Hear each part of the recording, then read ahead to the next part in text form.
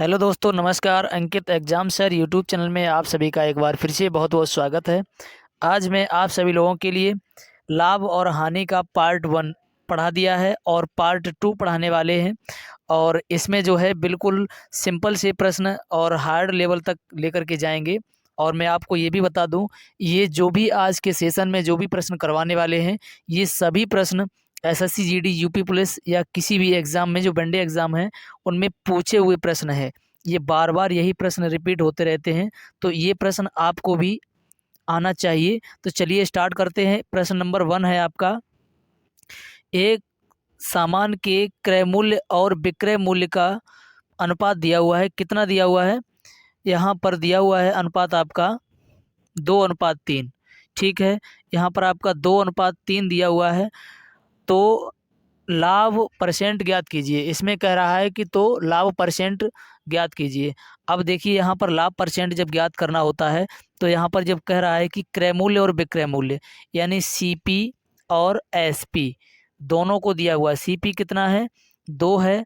और एसपी कितना है? 3 है। तो देखिए क्या होता है कि क्रय मूल्य से जब विक्रय मूल्य होता है ज़्यादा होता है क्रय मूल्य से, यानी कोई चीज़ खरीदी जाए और अधिक में बेची जाए तो लाभ होता है। तो यहाँ से यहाँ कितने का लाभ हुआ है? 1 का लाभ हुआ है। तो सिंपल सा मुझे इतना सबको आता है कि मतलब 1 का लाभ हुआ है। और कहाँ से हुआ है? सीपी से। सीपी हमेशा सीपी से ही भाग दिया जाता है। तो क्रय मूल्य कितना है? 2 था, यानी 2 से 1 का लाभ हुआ है। और परसेंट ज्ञात करने के लिए गुणा 100 कर देते हैं। तो देखिए 2 से जब हम 100 को काटेंगे तो 50 बार कटेगा, तो यानी आपका आ जाएगा 50%। तो इसका जो है आपका राइट आंसर हो जाएगा कितना? इसके लिए आपका राइट आंसर 50% आपका बिल्कुल सही आंसर हो जाएगा। चलिए, तो यहाँ पर कितना हो गया? 50% आपका इसका सही आंसर हो गया। नेक्स्ट प्रश्न देखते हैं। प्रश्न है आपका, किसी वस्तु किसी वस्तु के विक्रय मूल्य और क्रय मूल्य किसी वस्तु के विक्रय मूल्य और क्रय मूल्य में 5:4 का अनुपात है। 5:4 का अनुपात है। बताइए वस्तु को बेचने में कितने प्रतिशत लाभ होता है? तो देखिए, वस्तु को बेचने में कितने प्रतिशत लाभ होता है। अब यहाँ पर दिया हुआ है पहले विक्रय मूल्य, यानी पहले दिया हुआ है क्या? पहले विक्रय मूल्य दिया है और फिर बाद में दिया है क्रय मूल्य।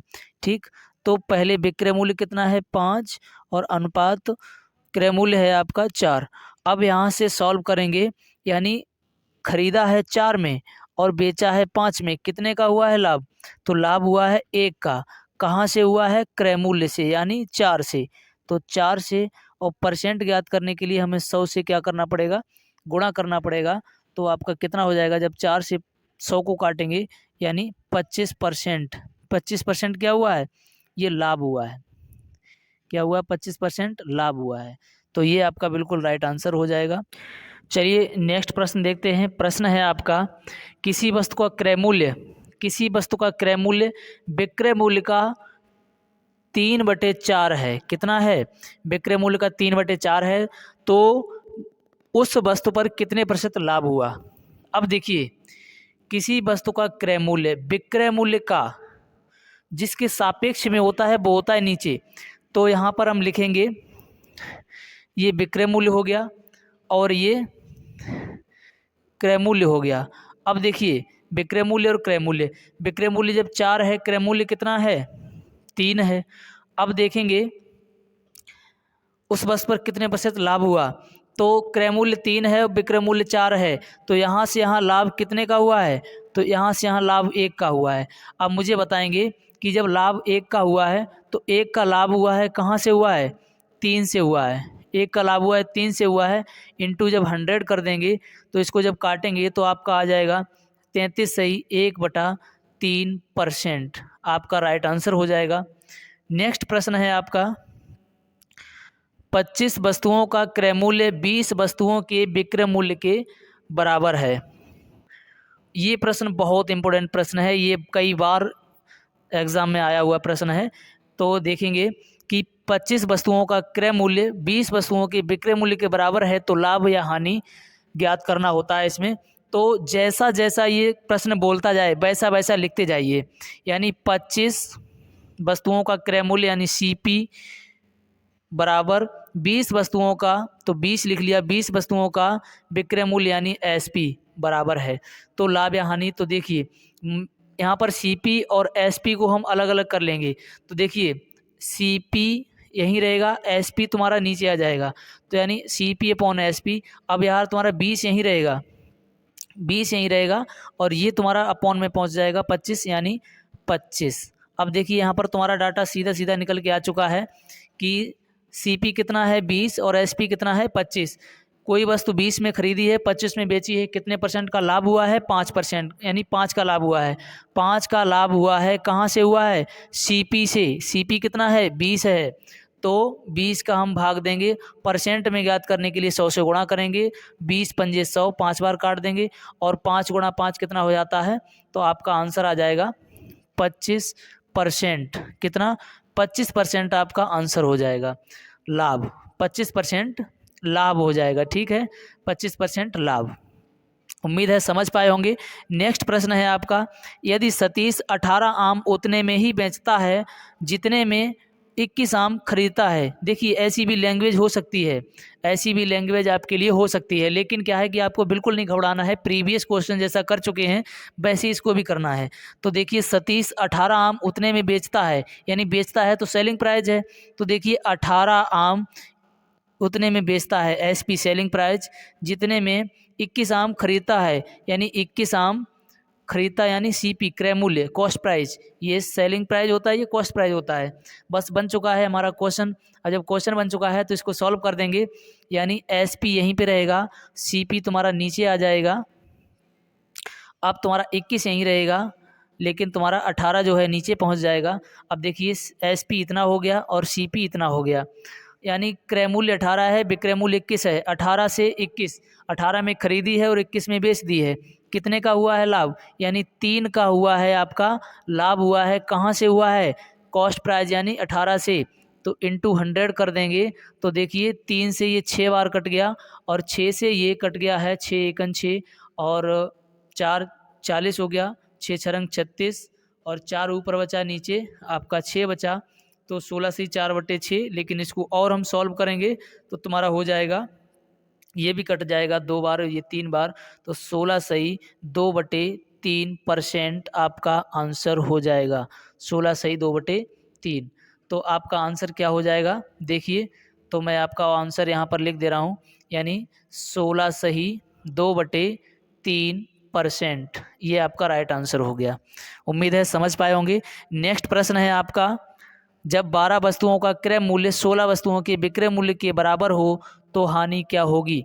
अब देखिए, जब 12 वस्तुओं का क्रय मूल्य और 16 वस्तुओं के विक्रय मूल्य के बराबर हो तो हानि परसेंट ज्ञात करना है। तो देखिए सेम करना है उसी प्रकार से, जब 12 वस्तुओं का क्रय मूल्य सीपी बराबर है 16 वस्तुओं के विक्रय मूल्य, यानी 16 वस्तुओं के विक्रय मूल्य एसपी यानी सेलिंग प्राइस के बराबर है, तो सीपी आपका यहीं रहेगा, एसपी आपका नीचे हो जाएगा। अब 16 आपका यहीं रहेगा और 12 आपका नीचे पहुंच जाएगा। एसपी 12 है, सीपी आपका 16 है। कितना है? एसपी 12 और सीपी 16 है। खरीदा है 16 में, 12 में बेच रहे हैं, तो कितने की हानि हो रही है? 16 से 12 में 4 की हानि हो रही है। कहाँ से हो रही है? तो ये सीपी से हो रही है। सीपी कहाँ है? 16 है, यानी 16 से हो रही है। परसेंट में ज्ञात करने की गुणा 100 करेंगे, जब गुणा 100 करेंगे तो 4 चौकू 16, 4 से इसको काटेंगे 100 को, कितनी बार कटेगा? 25 बार कटेगा, तो यहाँ पर आपका हो जाएगा 25% क्या? हानि। 25% हानि आपका राइट आंसर हो जाएगा।